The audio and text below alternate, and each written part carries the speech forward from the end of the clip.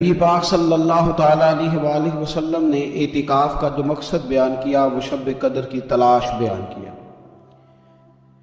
اعتکاف سے مراد یہ ہے کہ انسان سارا کچھ چھوڑ چھاڑ کے اللہ تعالیٰ کے گھر میں اس کی عبادت کے لیے، اس کو راضی کرنے کے لیے بیٹھ جائے، اور 10 دن جب وہ مسجد شریف میں حاضر رہتا ہے تو حضور صلی اللہ تعالیٰ علیہ وسلم فرماتے ہیں اللہ تعالیٰ اسے 2 حج اور 2 عمرے کا ثواب عطا کرتا ہے۔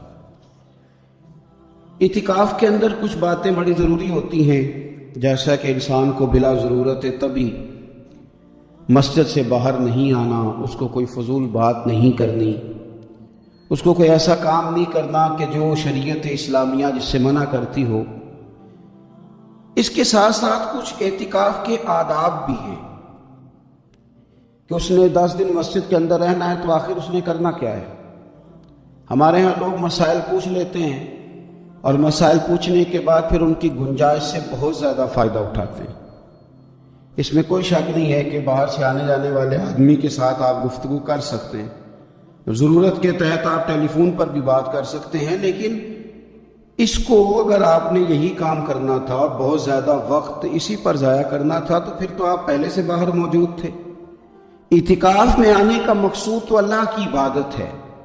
اعتکاف میں جب آپ آ گئے تو اس کا مقصد ہے کہ آپ کچھ دنوں کے لیے لوگوں سے کٹ کے اللہ کی بارگاہ میں حاضر ہو، آپ نے اپنے رب کو راضی کرنے کا ارادہ کر لیا۔ تو اعتکاف میں ایک تو شوق سے آئیں۔ ہمارے علماء نے لکھا ہے کہ زندگی میں ایک بار تو اعتکاف کاری لینا چاہیے، اس پر توجہ ہو ہی جانی چاہیے۔ وقت ملنا تو زندگی میں پراپر طریقے سے تو بڑا مشکل ہوتا ہے، لیکن وقت نکال کے اعتکاف میں ایک دفعہ تو زندگی میں آ ہی جانا چاہیے، اور کسی کو ہر سال موقع مل جائے تو پھر تو کیا ہی بات ہے۔ تو اعتکاف کے اندر جو کام ہم نے کرنے ان میں سب سے زیادہ اور سب سے پیارا کام یہ ہے کہ کثرت کے ساتھ قرآن پاک کی تلاوت کریں۔ نبی پاک صلی اللہ تعالیٰ علیہ وآلہ وسلم رمضان المبارک میں قرآن پاک کا دور فرماتے تھے حضرت جبریل امین علیہ السلام کے ساتھ، اور جس سال حضور کا وصال ظاہری ہوا اس سال حضور فرماتے ہیں 2 مرتبہ قرآن پاک کا دور کیا۔ 2 دفعہ حضور نے حضرت جبریل امین کو قرآن شریف سنایا اور 2 دفعہ انہوں نے نبی پاک صلی اللہ علیہ وسلم کو سنایا۔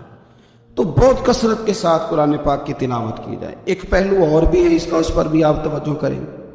قرآن مجید کو پڑھنا بھی ضروری ہوتا ہے اور صحیح پڑھنا سب سے زیادہ ضروری ہوتا ہے۔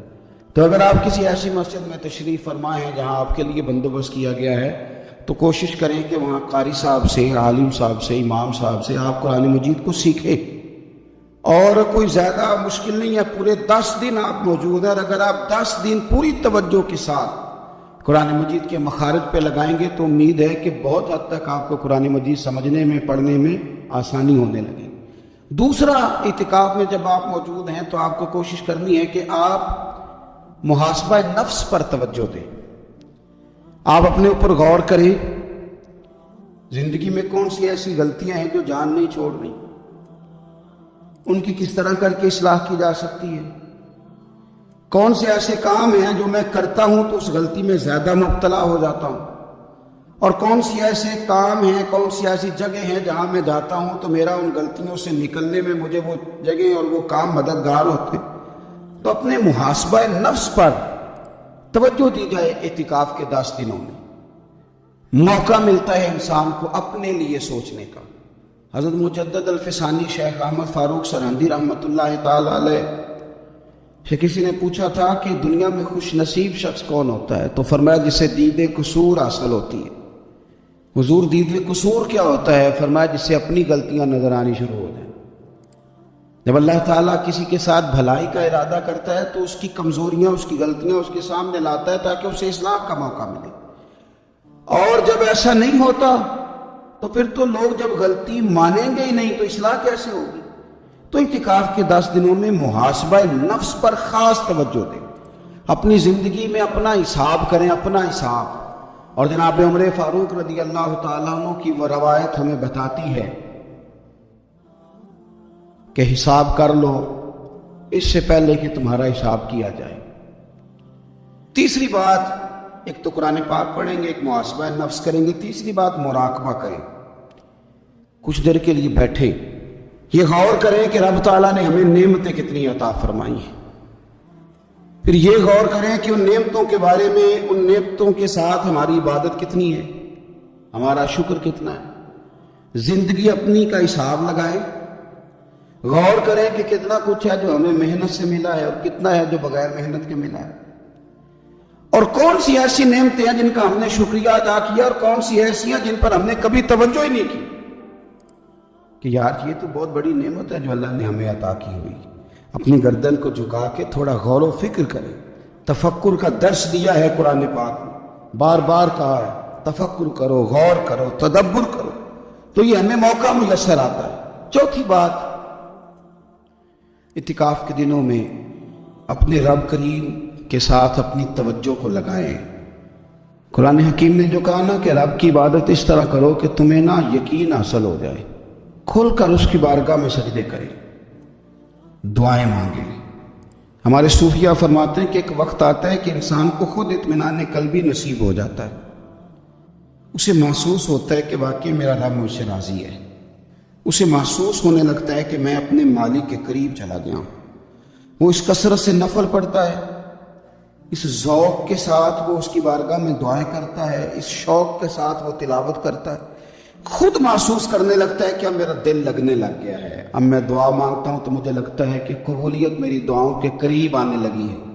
اللہ نے ہمیں یہ موقع دیا ہے کہ ہم خوب اس پر توجہ کریں۔ پانچویں بات اعتکاف والوں کی خدمت میں یہ عرض کرنی ہے کہ پورے 10 دن ہمارے پاس موجود ہوں گے اور ہم نے مسجد میں ہونا ہے، تو کیوں نہ ایسا کریں کہ از اول تا آخر، صبح سے شام تک ہم ہر وہی کام اسی طریقے سے کرنے کی کوشش کریں جو طریقہ ہمیں رسول پاک نے عطا فرمایا۔ ہمارا کھانا پینا، سونا، جاگنا، بولنا حضور کی اتباع میں لے آئے۔ ہم ان 10 دنوں میں ہم پریکٹس کریں کہ ہم نے سنت کے مطابق، حضور کے طریقے کے مطابق سارے کام کرنے۔ آپ اگر یہ ارادہ کریں گے تو پتہ ہے مدینے والے محبوب علیہ السلام نے فرمایا جس نے میری ایک سنت کو زندہ کیا گئے گزرے دور میں، رب اسے 100 شہیدوں کا ثواب عطا فرمائے۔